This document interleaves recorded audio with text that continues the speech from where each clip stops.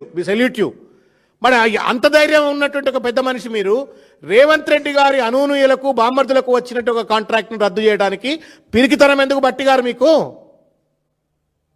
ఎవరు భయపెడుతున్నారు బట్టి గారిని? ఈ డొల్లతనం ఏంటి? లేదు రేవంత్ రెడ్డి గారితో లోపాయకారి ఒప్పందాలా, సంబంధాలా, లేకపోతే మీ మధ్యన అండర్స్టాండింగ్ అడ్జస్ట్మెంట్లను అయిపోయినాయా? కేవలం ప్రజలను మభ్యపెట్టాలా, బట్టగాల్చి మళ్ళీ బీఆర్ఎస్ పార్టీ బయటనే మళ్ళీ దాడి చేయాలన్నట్టు ఒక రీతిలో ప్రెస్ మీట్లు పెట్టి మీరు దాటబైత ధోరణికి పాల్పడతారా? గమ్మత్ ఏంటంటే రాసిన మీడియా సంస్థ మీద చాలా విషయాలు మాట్లాడినారు బట్టి విక్రమార్క గారు.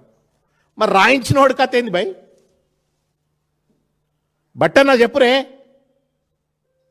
రాసినాడు అని చెప్పని ఆయన మీద మీరు ఆ పేపర్ మీద వాళ్ళ మీద మీరు ఏదో మాట్లాడినరు.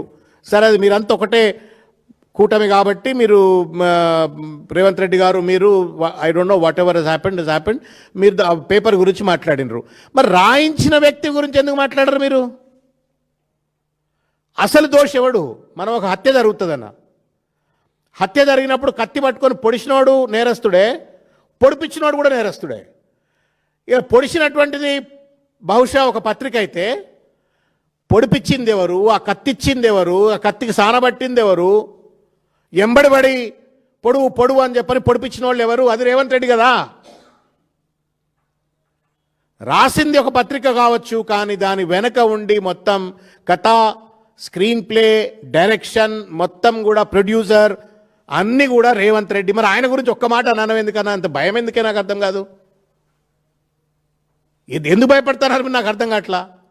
You had the moral courage to cancel Naini coal block tenders, but you her scared. గింత పిరుకుతనమేంది మీది? గింత భయం ఎందుకు మీకు? హరీష్ రావు గారు ఆధారాలతో ముందు పెట్టిండ్రు. Site inspection visit certificate system అనేటువంటిది దేశంలో లేదంటే లేదు, అది గవర్నమెంట్ ఆఫ్ ఇండియాలో ఉంది అని చెప్పని మాట్లాడుతున్నారు. మీరే కదా ఇంట్రడ్యూస్ చేసింది. అయితే ఇంట్రడ్యూస్ చేసింది మీరే అంటే రేవంత్ రెడ్డి ప్రోద్బలంతో ఇంట్రడ్యూస్ చేస్తారు. అదన్నా చెప్పు. మాకు సంబంధం లేకుండా రేవంత్ రెడ్డి ప్రోద్బలంతో పెట్టినామని చెప్పు. అది చెప్పకుండా ఇవాళ ఇష్టం వచ్చినట్టుగా ఇవాళ మాట్లాడే ఒక ప్రయత్నం చేస్తూ ఉన్నారు. ఇంకొక ముఖ్యమైన విషయం, అవాల్ట్ నుండి కూడా హరీష్ రావు గారు ఆ రోజు ప్రెస్ మీట్ పెట్టి ఈ యొక్క అంశాన్ని ప్రజల దృష్టికి తీసుకొచ్చి విచారణ జరపండి అని చెప్పని, బావమర్ది గారి కోసం అని చెప్పని రేవంత్ రెడ్డి చేసినటువంటి ఒక అవినీతిని, ఒక స్కామ్ను బయటపెట్టిన నాటి నుంచి ఇప్పటి వరకు కూడా